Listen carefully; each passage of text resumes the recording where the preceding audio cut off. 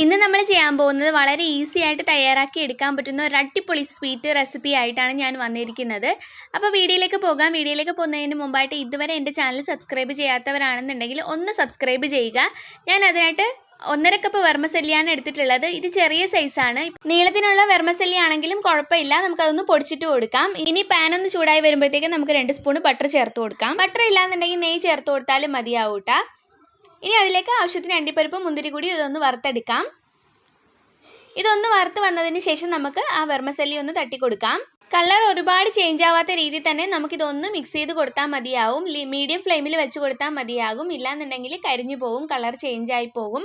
അപ്പോൾ ഇതൊന്ന് ഇളക്കി കൊടുക്കുക. ഇനി അതിലേക്ക് 1 സ്പൂണ് മിൽക്ക് പൗഡർ ചേർത്ത് കൊടുക്കാം. അതുപോലെ തന്നെ 1 സ്പൂണ് പഞ്ചസാര കൂടി ഇതിലേക്ക് ചേർത്ത് കൊടുക്കാം. പൊടിച്ച പഞ്ചസാരയോ പൊടിക്കാത്ത പഞ്ചസാരയോ അങ്ങനെയൊന്നും ഇല്ല, ഇഷ്ടമുള്ള രീതിയിൽ ചേർത്ത് കൊടുക്കാവുന്നതാണ്.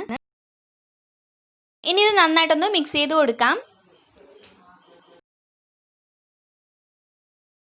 ഇനി ഇതിലേക്ക് 1 സ്പൂൺ ഏലക്കപ്പൊടി കൂടി ചേർത്ത് കൊടുക്കാം. ഇനി ഇത് കൂടി മിക്സ് ചെയ്ത് നമുക്ക് ഒന്ന് മാറ്റി വയ്ക്കാം. ഇതൊന്ന് തണുക്കാനായിട്ട് മാറ്റി വയ്ക്കാം. ഇനി ഒരു പാത്രത്തിലേക്ക് 1.5 കപ്പ് പാലാണ് ഞാൻ ഒഴിച്ചു കൊടുക്കുന്നത്. അതിൽ 1 കപ്പ് പാൽ ഒഴിച്ചിട്ടുണ്ട്. ഇനി 1/2 കപ്പ് പാലെടുത്തതിന് ശേഷം അതിലേക്ക് 2 സ്പൂണ് കോൺഫ്ലവർ ചേർത്ത് കൊടുക്കുക. ശേഷം നന്നായിട്ട് ഇതൊന്ന് മിക്സ് ചെയ്തതിന് ശേഷം നമുക്ക് ആ പാലിലേക്ക് ഒഴിച്ചു കൊടുക്കാം. നന്നായിട്ട് ഇപ്പോൾ മിക്സ് ചെയ്തിട്ടുണ്ട്, കട്ടയൊന്നും ഇല്ലാതെ തന്നെ. ഇനി നമുക്ക് ആ ചൂടായി വന്ന പാലിലേക്ക് ഇതൊന്ന് ഒഴിച്ചു കൊടുക്കാം. കോൺഫ്ലവർ ചേർത്ത് കൊടുക്കുകയാണെന്നുണ്ടെങ്കിൽ അപ്പോഴത്തേക്കൊന്ന് മീഡിയം ഫ്ലെയിമിൽ വെച്ച് കൊടുക്കുക. അല്ലാന്നുണ്ടെങ്കിൽ പെട്ടെന്നൊന്ന് കട്ട പിടിച്ച് പോവും. ഇപ്പം ഞാൻ മീഡിയം ഫ്ലെയിമിലാണ് വെച്ചിട്ടുള്ളത്. ഇനി ഇതിലേക്ക് 1/2 കപ്പ് പഞ്ചസാര കൂടി ചേർത്ത് കൊടുക്കാം. മധുരം നിങ്ങളെ ഇഷ്ടാനുസരണം ചേർത്ത് കൊടുക്കാവുന്നതാണ് കേട്ടോ. ഇതുകൂടി നന്നായിട്ടൊന്ന് മിക്സ് ചെയ്ത് കൊടുക്കാം. ഇനി നമുക്ക് മീഡിയം ടു ഹൈ ഫ്ലെയിമിൽ ഇട്ടിട്ട് ഇതൊന്ന് കുക്ക് ചെയ്തെടുക്കാം. നന്നായിട്ടൊന്ന് കുറുകി വരണം. ഇതിലേക്ക് 2 സ്പൂണ് മിൽക്ക് പൗഡർ കൂടി നമുക്ക് ചേർത്ത് കൊടുക്കാം. ഇപ്പം മിൽക്ക് മെയ്ഡ് ഉണ്ടെന്നുണ്ടെങ്കിൽ അതുകൂടി നമുക്കിതിലേക്ക് ചേർത്ത് കൊടുക്കാവുന്നതാണ്. അപ്പോൾ ഒരു നല്ലൊരു ക്രീമി ടെക്സ്ചർ കിട്ടുന്നതായിരിക്കും. ഇപ്പം മിൽക്ക് പൗഡർ കൂടി ചേർത്തിട്ട് നന്നായിട്ടൊന്ന് ഇതിനൊന്ന് കുറുക്കിയെടുക്കുക. നന്നായിട്ട് കുറുകി വന്നതിന് ശേഷം നമുക്ക് അതിലേക്ക് 1 സ്പൂണ് വാനില എസൻസ് കൂടി ചേർത്ത് കൊടുക്കാം. ഓപ്ഷണലാണ്, വേണമെന്നുണ്ടെങ്കിൽ ചേർത്ത് കൊടുത്താൽ മതിയാവും. ആ ഒരു മണവും ഒരു ഫ്ലേവറും കിട്ടാൻ വേണ്ടിയിട്ടാണ് വാനില എസൻസ് കൂടി ചേർത്ത് കൊടുക്കുന്നത്. ഇതുകൂടി ചേർത്ത് കൊടുത്തതിന് ശേഷം നമുക്കിതൊന്ന് നന്നായിട്ടൊന്ന് കുറുക്കി ഓഫ് ചെയ്തെടുക്കാം. ഇതുപോലെ ഒരു കൺസിസ്റ്റൻസി ആകുമ്പോഴത്തേക്കും നമുക്ക് ഫ്ലെയിം ഓഫ് ചെയ്യാവുന്നതാണ്.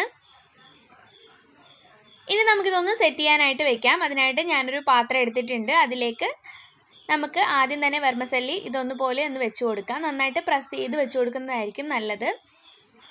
അപ്പോൾ എല്ലായിടും ഒന്ന് കവർ ചെയ്യുന്ന രീതിയിൽ നമുക്കിതൊന്ന് വെച്ച് കൊടുക്കാം.